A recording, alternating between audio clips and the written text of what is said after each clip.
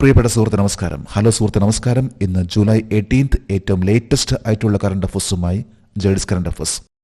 നമ്മളെന്നും കറണ്ട് അഫേഴ്സിന് വേണ്ടി കുറച്ച് സമയം മാറ്റി വെക്കുകയാണെങ്കിൽ നമുക്ക് പുതിയ പുതിയ കാര്യങ്ങൾ അത് അപ്ഡേറ്റ് ചെയ്ത് പോകാൻ സാധിക്കും. നമുക്ക് വേണ്ടത് ഒരു ക്യൂറിയോസിറ്റിയാണ്, ഒരു ആകാംക്ഷയാണ്, എന്തെല്ലാം നടക്കുന്നു എന്ന്. അങ്ങനെ ഒരു ആകാംക്ഷ ഉണ്ടെങ്കിൽ നമുക്ക് സ്ഥിരമായിട്ട് അപ്ഡേറ്റ് ചെയ്യാൻ തോന്നും. എന്നും നമ്മൾ സമയം കണ്ടെത്തും. കാരണം കോമ്പറ്റീഷനിൽ കറണ്ട് അഫേഴ്സിന് പ്രാധാന്യമുണ്ട്, പ്രത്യേകിച്ച് ഇൻ്റർവ്യൂസിൽ. ഇന്ന് ജൂലൈ 18 നമുക്ക് ഇന്നത്തെ ലേറ്റസ്റ്റ് ആയിട്ടുള്ള കറണ്ട് അഫേഴ്സിലേക്ക് പോകാം. ഒരു ന്യൂസ് ഹെഡിംഗ് ആണ് കഥകളി കേരളീയ നൃത്തനാട്യ അവാർഡ് അനൗൺസ്ഡ്. കഥകളി കേരളീയ നൃത്തനാട്യ പുരസ്കാരങ്ങൾ പ്രഖ്യാപിച്ചു. ഏറ്റവും ലേറ്റസ്റ്റ് ആയിട്ടുള്ള വാർത്തയാണ്. ഇന്നത്തെ ഹിന്ദു പത്രത്തിലും അതുപോലെ മലയാള പത്രങ്ങളിലും വന്നിട്ടുള്ളൊരു വാർത്തയാണ്. കഥകളി കേരളീയ നൃത്തനാട്യ അവാർഡ് പ്രഖ്യാപിച്ചിട്ടുള്ളത്. ആർക്കാണ് ഈ അവാർഡ് ലഭിച്ചിട്ടുള്ളത് നമുക്ക് നോക്കാം ഡീറ്റെയിൽസ് ആയിട്ട്. കേരള സംസ്ഥാന കഥകളി പല്ലാവൂർ അപ്പുമാരാർ വാദ്യ പുരസ്കാരം, 2023 കേരളീയ നൃത്തനാട്യ പുരസ്കാരം എന്നിവ 2025 ജൂലൈ 17 ആരാണ് പ്രഖ്യാപിച്ചത്? സാംസ്കാരിക വകുപ്പ് മന്ത്രി സജി ചെറിയാൻ. കേരള സ്റ്റേറ്റ് കഥകളി പല്ലാവൂർ അപ്പുമാരാർ വാദ്യ പുരസ്കാരങ്ങൾ പ്രഖ്യാപിച്ചു. ഇത് പ്രഖ്യാപിച്ചിട്ടുള്ളത് ഇപ്പോഴത്തെ minister for culture Saji Cherian ആണ്. സാംസ്കാരിക വകുപ്പ് മന്ത്രി സജി ചെറിയാൻ. 2025 ജൂലൈ 17 സാംസ്കാരിക മന്ത്രി സജി ചെറിയാൻ പ്രഖ്യാപിച്ച കേരള സംസ്ഥാന കഥകളി 2023 വിജയിച്ചത് ആരാണ്? കുറൂർ വാസുദേവൻ നമ്പൂതിരി കഥകളി ചെണ്ട, കലാമണ്ഡലം ശങ്കരവാര്യർ കഥകളി മദ്ദളം. കേരള സംസ്ഥാന കഥകളി അവാർഡ് ഇത് ലഭിച്ചിട്ടുള്ളത് കുറൂർ വാസുദേവൻ നമ്പൂതിരി. അദ്ദേഹം കഥകളിയിലുള്ള ആ ചെണ്ടയിലാണ്. അതുപോലെ തന്നെ കലാമണ്ഡലം ശങ്കരവാര്യർ അദ്ദേഹം മദ്ദളം ചെണ്ട, ഈ രണ്ട് ഇൻസ്ട്രുമെന്റ്സിലാണ് കേരള സംസ്ഥാന കഥകളി 2023 വിജയിച്ചിട്ടുള്ളത്.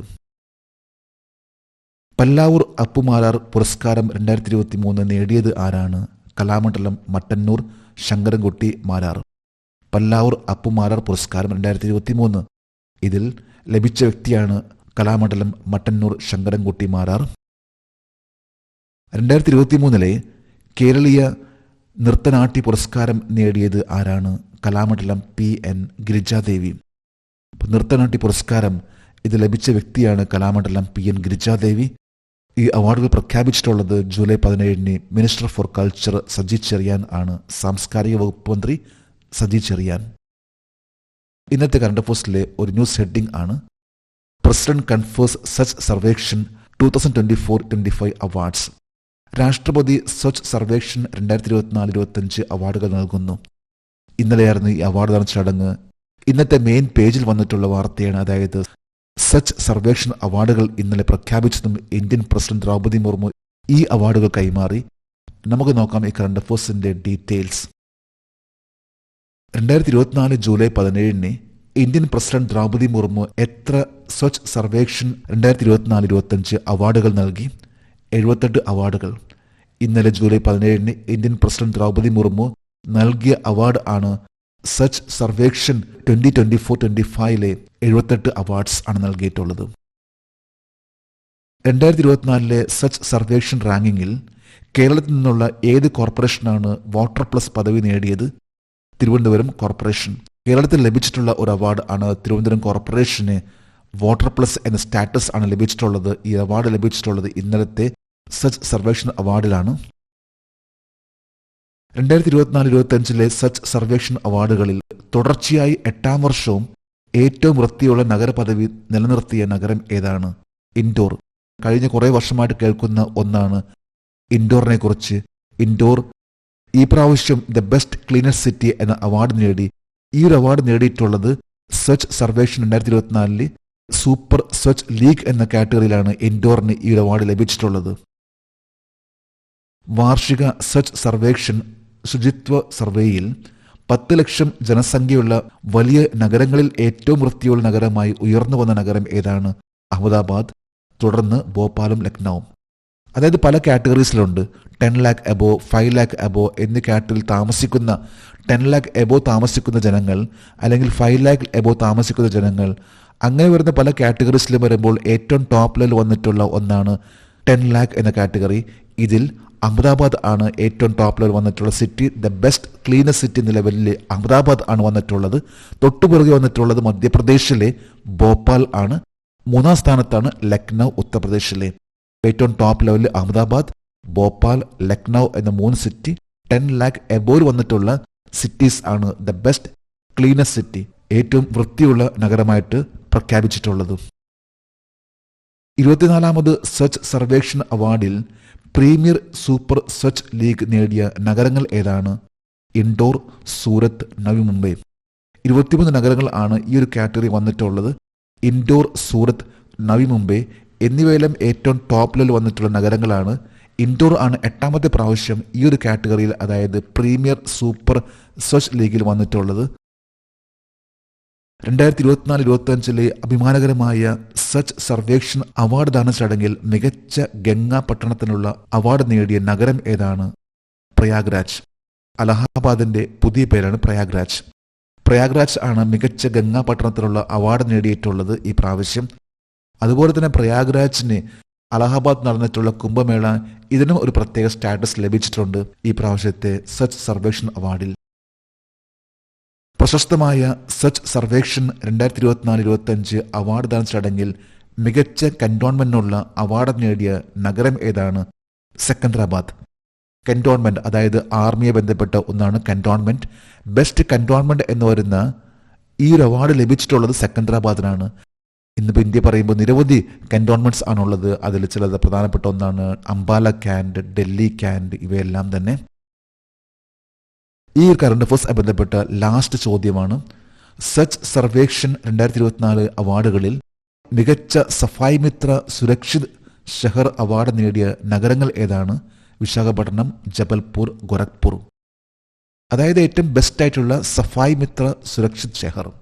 സഫായി എന്ന് പറയുമ്പോൾ വൃത്തിയാക്കുക എന്നതാണ്.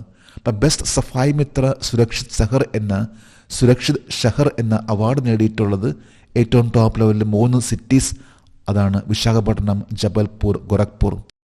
ഇപ്പോൾ ഈ അവാർഡിൽ ഏറ്റവും ടോപ്പ് ലെവൽ വന്നിട്ടുള്ള സിറ്റി എന്ന് പറയുമ്പോൾ അഹമ്മദാബാദ് ആണ് 10 lakh എബോവ് വന്ന കാറ്റഗറിയിൽ.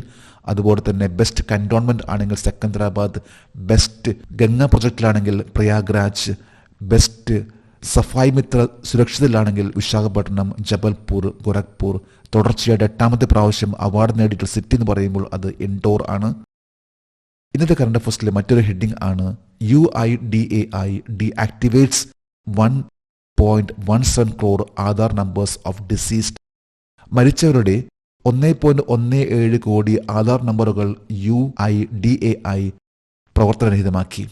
ഇന്ന് മരിച്ച വ്യക്തികളുടെ ആധാർ നമ്പറുകൾ നമുക്കത് മിസ്യൂസ് ചെയ്യാതിരിക്കാൻ വേണ്ടി തന്നെയാണ് ആധാർ ഇത്തരത്തിലുള്ള ഒരു ഡീആക്ടിവേഷൻ നടത്തിയിട്ടുള്ളത്. നമുക്ക് കറണ്ട് അഫയേഴ്സിന്റെ ഡീറ്റെയിൽസിലേക്ക് പോകാം. ഐഡന്റിറ്റി ദുരുപയോഗം തടയുന്നതിനായി മരിച്ച എത്ര വ്യക്തികളുടെ ആധാർ നമ്പറുകൾ UIDAI നിർവീര്യമാക്കി? 1.17 കോടി ആധാർ നമ്പറുകൾ. അതായത് ഇപ്പോൾ ലേറ്റസ്റ്റ് ആയിട്ട് UIDAI, unique identification authority of India, UIDAI ഏറ്റവും ലേറ്റസ്റ്റ് ആയിട്ട് നടത്തിയിട്ടുള്ള ഒരു ആക്ഷൻ എന്ന് പറയുമ്പോൾ 1.17 കോടി ആധാർ നമ്പറുകൾ അത് നിർജ്ജീവമാക്കി. കാരണം ഇത് മരിച്ചവരുടെ ആധാർ നമ്പേഴ്സ് ആണ്. അതൊരു മിസ്യൂസ് ചെയ്യാതിരിക്കുന്നതിന് വേണ്ടിയുള്ള ഒരു ആക്ഷൻ ആയിട്ടാണ് ഇതെടുത്തിട്ടുള്ളത്. മരിച്ചവരുടെ സാധ്യത കൈകാര്യം ചെയ്യുന്നതും ആധാർ നമ്പറുകൾ ശ്രദ്ധാപൂർവം നിർജ്ജീവമാക്കുന്നതും ഏത് അതോറിറ്റിയുമായി UDI സഹകരിക്കുന്നു? Registrar general of India. ഇന്ത്യയിലെ രജിസ്ട്രാർ ജനറൽ ഓഫ് ഇന്ത്യയുമായിട്ടാണ് UDAI, അതായത് യൂണിക് ഐഡന്റിഫിക്കേഷൻ അതോറിറ്റി ഓഫ് ഇന്ത്യയുമായി സഹകരിച്ച് ഈ ഒരു ആക്ഷൻ എടുക്കുന്നത്. മരിച്ചവരുടെ ആധാർ നമ്പറുകൾ ഡീആക്ടിവേറ്റ് ചെയ്യുന്നതിന് വേണ്ടിയുള്ള ഒരു action. Registrar general of India ഏത് മന്ത്രാലയത്തിന് കീഴിലാണ്? ആഭ്യന്തര മന്ത്രാലയം. മിനിസ്ട്രി ഓഫ് ഹോം അഫയേഴ്സിന്റെ അണ്ടറിൽ വരുന്ന ഒരു പ്രധാനപ്പെട്ട ഒരു അതോറിറ്റിയാണ് രജിസ്ട്രാർ ജനറൽ ഓഫ് ഇന്ത്യ. നിലവിലെ രജിസ്ട്രാർ ജനറൽ ആരാണ്? Shri Mrityunjay Kumar Narayanan. Ministry of home അഫയേഴ്സിന്റെ അണ്ടറിൽ വരുന്ന രജിസ്ട്രാർ ജനറൽ ഓഫ് ഇന്ത്യയുടെ ഇപ്പോഴത്തെ രജിസ്ട്രാർ ജനറൽ ഓഫ് ഇന്ത്യ ആണ് ശ്രീ മൃത്യുഞ്ജയ് കുമാർ നാരായണൻ. ഇന്നത്തെ കറണ്ട് അഫയേഴ്സിലെ last heading Yulia Svyrydenko appointed as new prime minister of Ukraine. ഉക്രൈന്റെ പുതിയ പ്രധാനമന്ത്രിയായി യൂലിയ സ്വയറിൻഡെങ്കോയെ നിയമിച്ചു. ഏറ്റവും ലേറ്റസ്റ്റ് ആയിട്ട് ഇന്റർനാഷണൽ ലെവലിൽ വന്നിട്ടുള്ള ന്യൂസ് ആണ്. ഉക്രൈന്റെ ഏറ്റവും തലപ്പക്കത്തുള്ള ഹെഡ് ആയിട്ട് ഇപ്പോൾ നിയമിച്ചിട്ടുള്ളത്. നമുക്ക് കറണ്ട് അഫയേഴ്സിന്റെ ഡീറ്റെയിൽസിലേക്ക് പോകാം. ഉക്രൈന്റെ പുതിയ പ്രധാനമന്ത്രിയായി ആരെയാണ് നിയമിച്ചത്?